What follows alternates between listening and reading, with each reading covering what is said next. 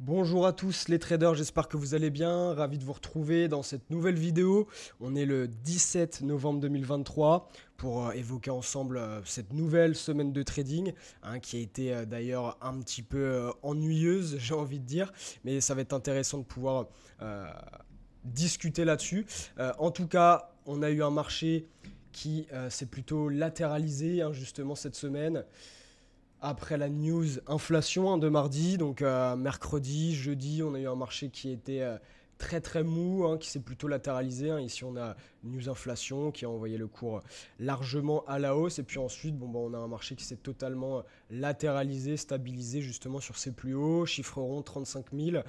Voilà pas mal d'éléments ici qui techniquement parlant, mettent en évidence justement cette latéralisation, ce range qui apparaît actuellement et qui rend, ou en tout cas qui a rendu justement cette semaine un petit peu ennuyante. Donc ça, voilà, faut faire attention dans ces semaines-là. Ça reste intéressant justement de savoir, encore une fois, qu'on fait du trading, de savoir rester à l'écart.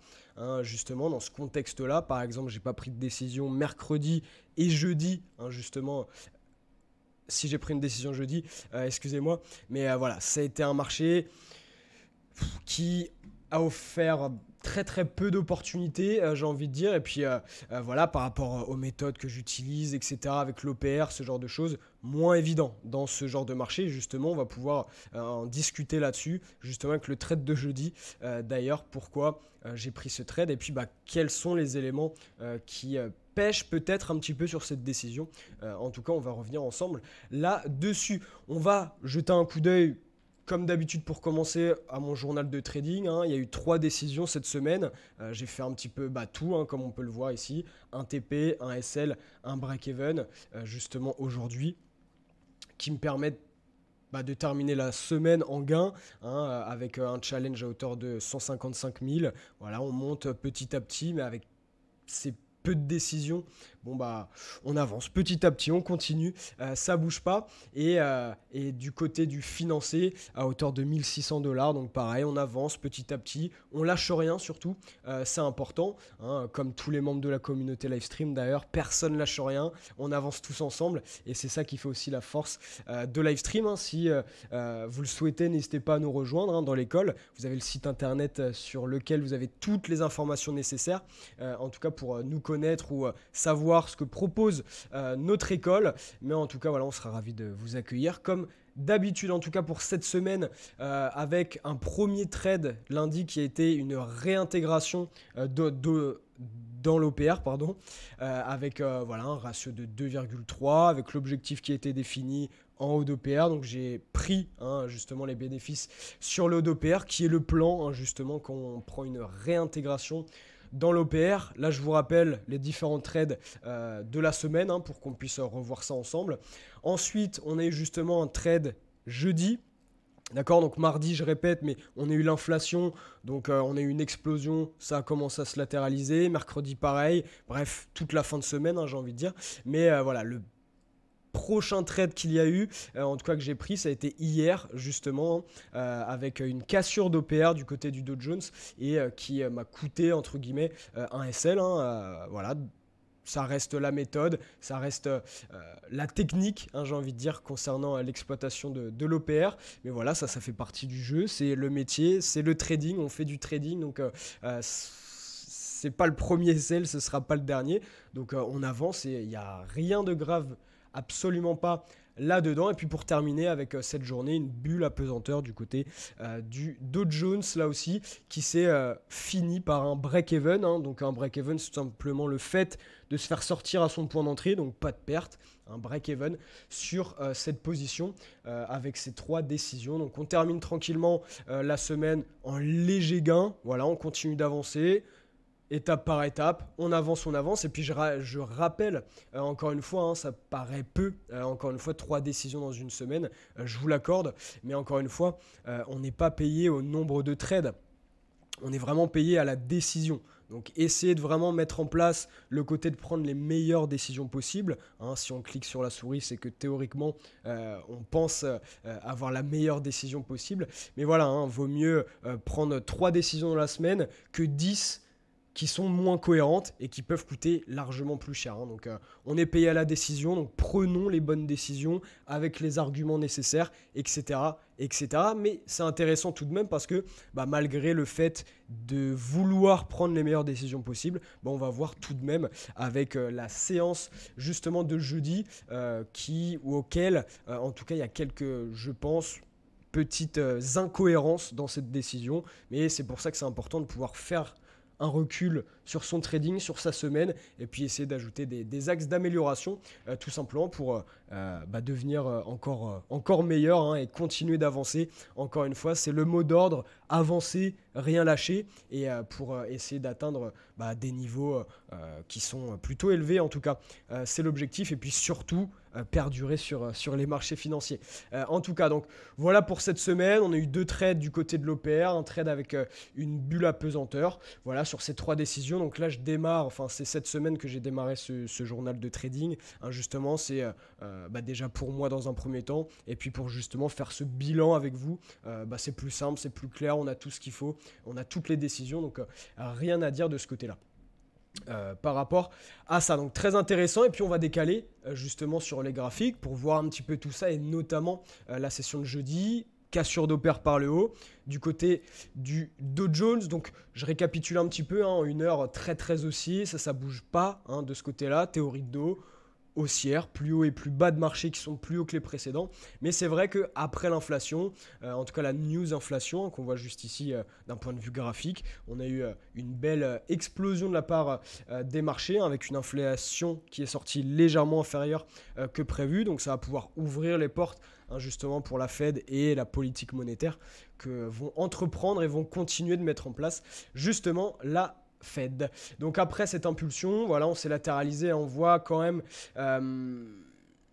qu'on continuait en tout cas de faire des nouveaux plus hauts, très difficilement, mais en tout cas voilà, on n'a pas eu de correction, de grosse correction en tout cas qui s'est mise en place après cette accélération, donc ce qui m'a permis de continuer, hein, de vouloir payer ce marché, et notamment avec un OPR qu'on voit juste ici en gris, hein, la première bougie M15, Open Price Range, qui correspond à l'OPR, et du coup avec une descente sur l'unité de temps M5, hop, cette première cassure d'OPR ici m'a permis de pouvoir mettre un ordre sur le marché. Donc j'ai été exécuté sur cette bougie baissière assez impulsive, qui n'était pas vraiment rassurante, hein, ça je vous le confirme. Mais bon, à partir du moment où j'ai posé l'ordre, où j'ai pris la décision et j'ai accepté le risque, hein, comme d'habitude, de prendre cette décision, eh bien j'ai été exécuté. Ça n'a pas duré très longtemps pour le coup. On va se mettre les ratios pour que ce soit bien clair là-dessus. Voilà, alors exactement, 35,44, donc une entrée juste ici, et puis un stop loss à 999. Voilà. Pourquoi 999? Alors tout simplement pour pas laisser 35 000 chiffres ronds, justement, et qui était un potentiel contre-argument justement par rapport à ce setup, par rapport, voilà, on était sur chiffres ronds. En plus de ça, quand on prend un petit peu de recul, notamment sur du 4 heures, on était sur ce précédent plus haut là, les 35-30, d'accord. Donc ça c'était aussi un argument intéressant et valable et à prendre en compte, que j'ai peut-être mis de côté, ou en tout cas que j'avais, mais je voulais pas shorter ce marché, je voulais continuer de payer. Donc j'ai eu un setup, cassure d'opère par le haut. J'ai pris la décision de mettre mon ordre comme d'habitude, comme je sais faire. En tout cas, donc précédent plus haut, un marché qui s'est stabilisé après l'impulsion, mais qui ne corrige pas.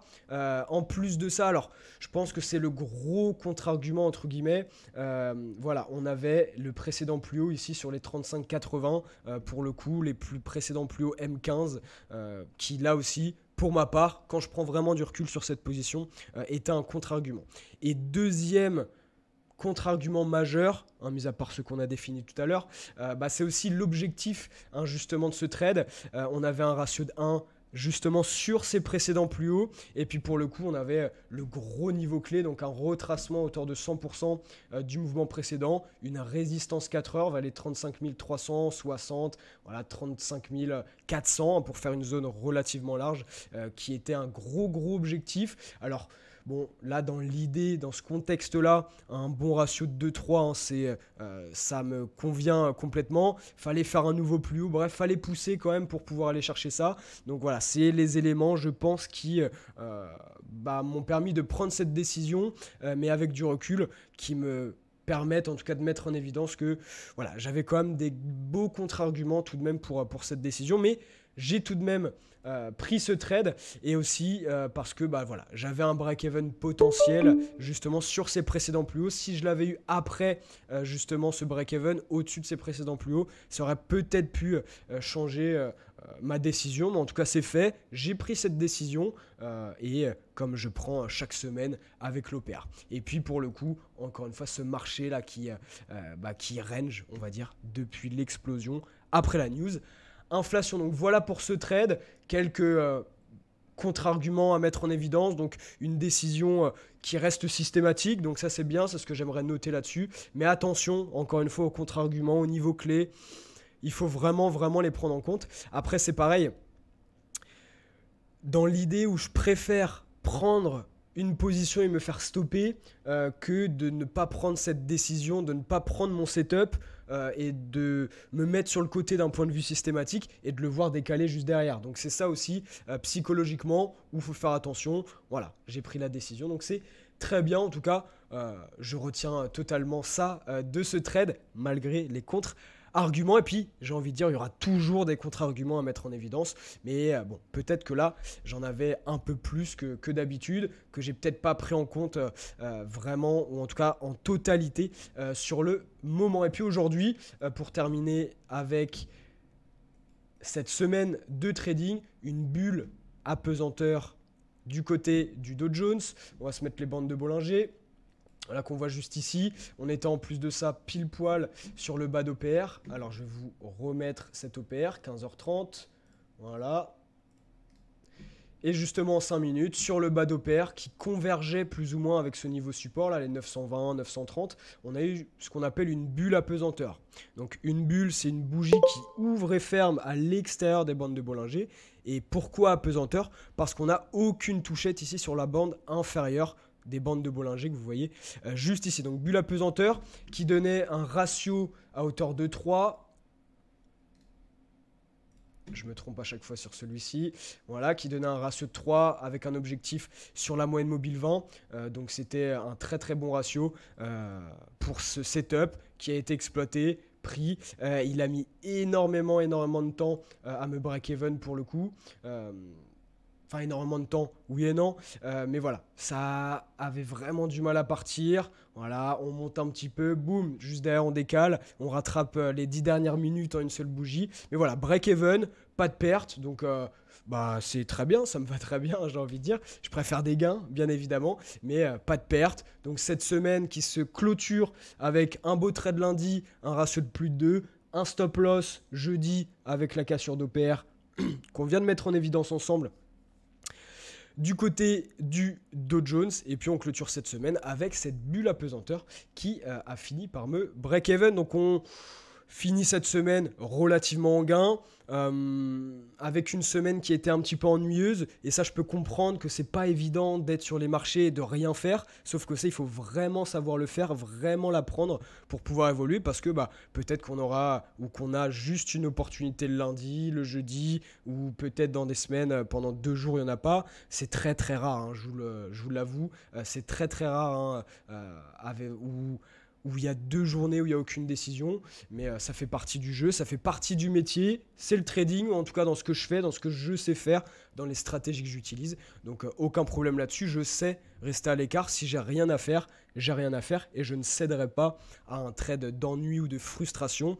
Et c'est ça où il faut faire attention justement dans ce contexte-là où on s'ennuie sur le marché, on regarde, il se passe rien, ça bouge pas, on fait pas vraiment de nouveaux plus hauts, mais on corrige pas. Il y a des gros niveaux sur lesquels je patientais pour pouvoir exploiter le marché, on n'est jamais revenu dessus. Donc voilà, faut faire attention à l'ennui du côté des marchés financiers, mais ça fait partie du jeu, encore une fois. Donc il faut l'accepter comme tout, avançons, soyons systématiques et si il n'y a rien à faire, il n'y a rien à faire. C'est absolument pas grave. Encore une fois, c'est le métier et je préfère ne rien faire que de prendre des décisions qui ne sont pas cohérentes avec ce que je fais d'habitude et me retrouver en fin de semaine à dire bah ouais mais là j'avais ci, j'avais ça, bah.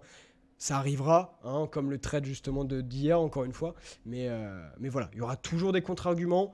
Mais le principal, c'est de continuer d'être systématique, continuer d'avancer, continuer de faire son chemin. Et surtout, encore une fois, le mot d'ordre, rien lâcher, on avance, on avance. En tout cas, voilà pour cette semaine. Je la clôture très positivement, en tout cas d'un point de vue psychologique. Voilà, avec peu de décisions. Mais encore une fois, j'ai compris que c'était le métier, que c'était le trading, donc aucun problème. On continue d'avancer et ça bougera pas. Merci à tous de votre écoute, de votre attention. N'hésitez pas à mettre un petit like sur cette vidéo, un commentaire. Hein, c'est toujours un plaisir de vous lire et de voir vos retours. On vous accueille avec plaisir dans live stream si vous le souhaitez. En tout cas, n'hésitez pas pour cela. Et puis écoutez, je vous souhaite à tous une très belle fin de journée, un bon week-end. Profitez-en pour prendre du recul, souffler un coup comme d'habitude et puis réattaquer la semaine en force, motivé et comme il faut pour prendre les meilleures décisions. Merci à tous et je vous dis à la semaine prochaine pour le débrief d'une nouvelle semaine. Merci à tous les amis. Ciao.